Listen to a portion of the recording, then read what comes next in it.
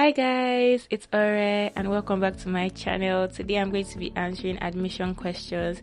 I've kind of been off for a while because I had exams, but now I'm back and I'm ready to answer all of your questions. So this video is going to be answering questions on JAMB admission, A-level admission, post-UTME, basically all the questions I saw in my comment section, and you guys can also comment questions under this video so I'll be able to answer them. Hi there, sorry please, how was the post-UTME of ABUAD, and can you give a detailed video on how to prepare for the post-UTME of your school, because I'm having serious trouble finding a breakdown of the questions. So one thing about post-UTME is that post-UTME is different for each school. Some schools post-UTME can be online and some can be written. For my school it is online and there is no a past question bank.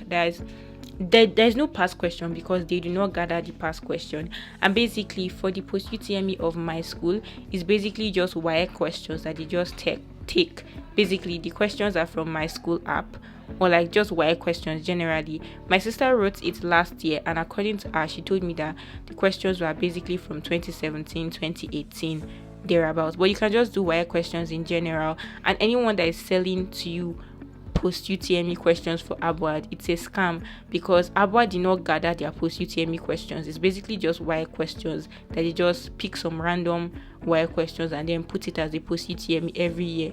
They do not have a question bank of their own. It's just wire questions. So I hope that answers the question.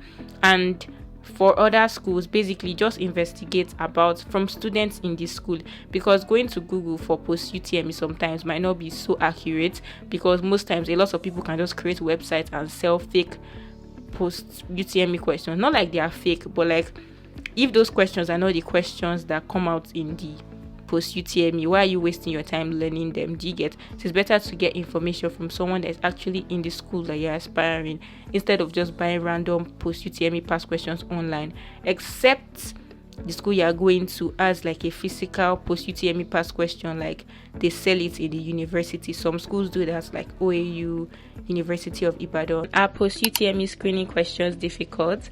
No, they are not difficult actually. For my school, they are not difficult because they are basically wire questions. So no, if you prepared for your wire adequately, they are very, very simple questions actually. Do I have an aspirant group chat? No, I do not have an aspirant group chat, but most times when it is close to post-UTME time, not like close to post-UTME time, but during post-UTME time, some students in our school usually create an aspirant group. They've done this for 2 years now, and I'm not sure if they're going to do it this year. But if they do it, they usually just post about it on TikTok. It gets viral, and then you follow the link and join. But like, no, I do not have a current aspirant group chat.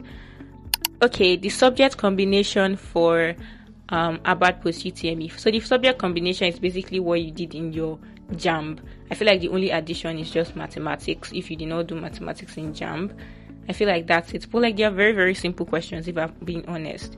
Sorry, please, when will ABUAD conduct the post-UTME for candidates who wrote 2025 JAMB, and how you know when it's time? They usually conduct it after we are done with this semester. Currently, students are still writing exam, and obviously they cannot take students if the current students in school are still writing exam. But usually the exam is usually July or August, and one important thing you should know about this exam is that it is first come first serve. So there are lots of batches, like there is to like batch 20 something, but make sure you write in the first batch if you want medicine and surgery, because from like batch 3 or batch 5 they stop taking students for medicine and surgery. So like, yeah, it's first come first serve. If you write your exam part of the first batch and you get medicine, lucky you.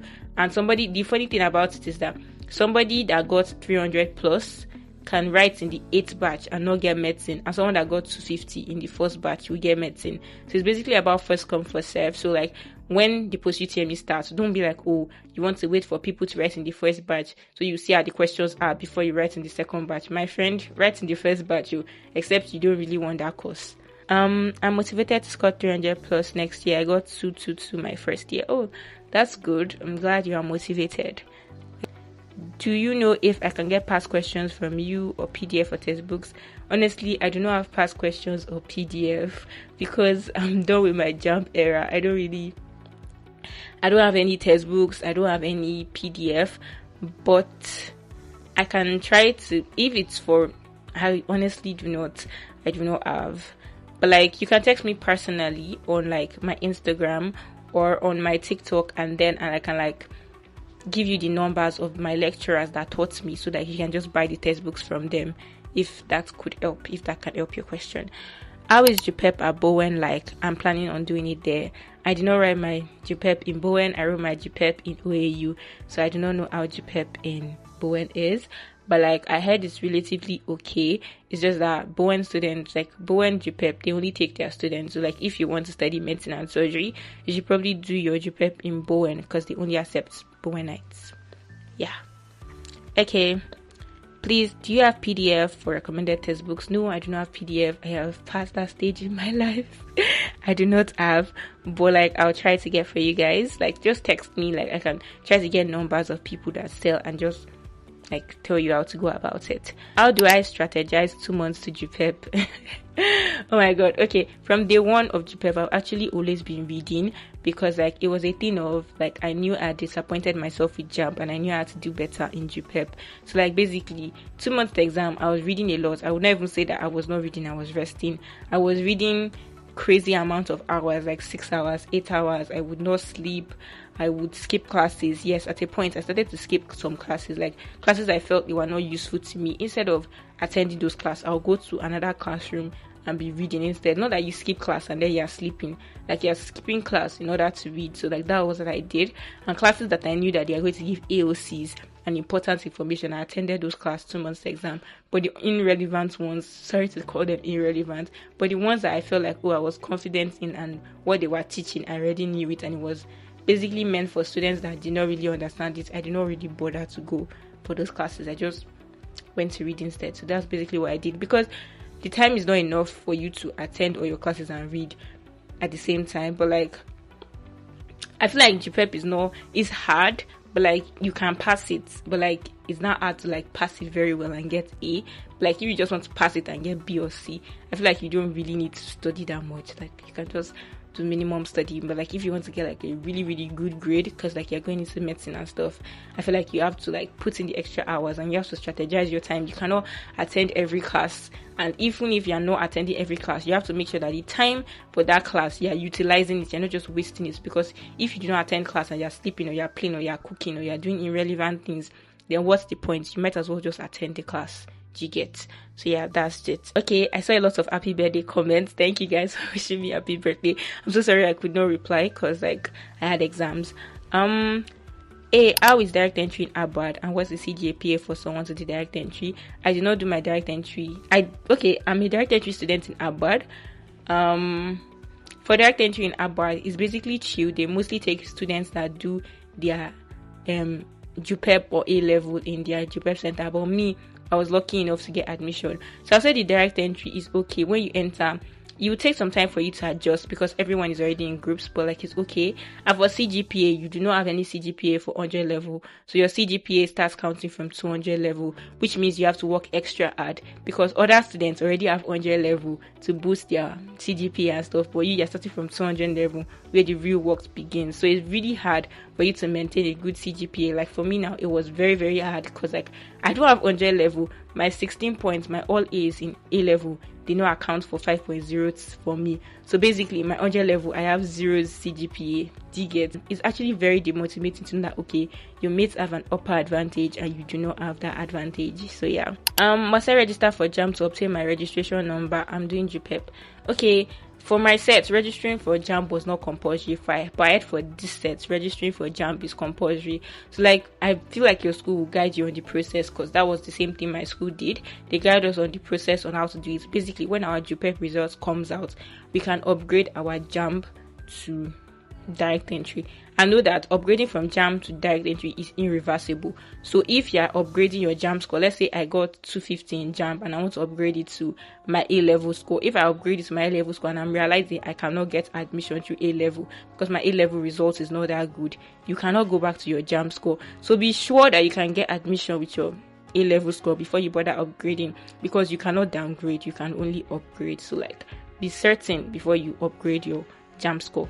So yeah, please, I need the right channel to register for JUPEB. For right channel to register for JUPEB, I feel like you should go to the school you want to register for JUPEB, so you don't end up paying to unofficial websites or scammers online, because I cannot even say one exact website is the actual website. Just go to the school you want to register and register there, honestly. Am I studying dentistry or medicine? I am studying medicine and surgery in Afebawala University. What is the main aim of JUPEB exam? Basically, JUPEB exam, the main aim of JUPEB exam is to enter 200 level without JAMB. So for people that have been trying to use JAMB and it has not been working for them, they can write JUPEB because it gives them an advantage to gain admission. But this admission is into 200 level, so they do not have to be doing the whole biology. Like, they don't have to just do 100 level. But like, the funny thing about A level is like 100 level, but like a more advanced version of 100 level, meaning that A level is like 4 times harder than 100 level. So like, basically it depends on you. It depends on what your brain can carry. I feel like for JUPEB, most people that do JUPEB now are people that, they did not get admission with JAMB and they do not want to miss a year. But before, in the olden days, like before, people that do A level are basically people that are very, very old, and like they do not want to write JAMB again. So instead of writing JAMB, they write A level so that they just enter 200 level and they don't have to do the whole 100 level problem and everything. So yeah, that's it. Can I fill different university in my JAMB form and different university in my JUPEB? The thing is, for you to get a direct entry slip, because JUPEB results is just what you're using to do direct entry. So for you to get a direct entry slip, it means you have to upgrade your JAMB, and it means you do not have any university for JAMB again. So it's either you pick one, your JAMB, or you pick your A level. You cannot have both at the same time. Please, after you got 16 points, did you make use of your WAEC? If yes, how did you calculate your aggregate? I don't know. I don't really calculate my aggregate. All I know is that I passed everything. I did not use my WAEC. I used my NECO because I had more A1s in NECO compared to my WAEC. Yeah, I had more A's in my NECO. So I used my NECO. I did not really calculate aggregates. I was like, I passed. Like, I did not fail any course. I think I only had C in 2 courses and the pass mark is C. So like, I already knew I was good to go. I did not bother calculating any aggregates. If you do JUPEB, what will happen to your 100 level GPA? Like I said before, if you do JUPEB, you do not have 100 level GPA, so you are struggling for your life from 200 level. So that's basically it. Ore, would you say that the ABUAD courses are difficult, and do they seriously affect your GPA? ABUAD courses, they're actually difficult. They are not easy.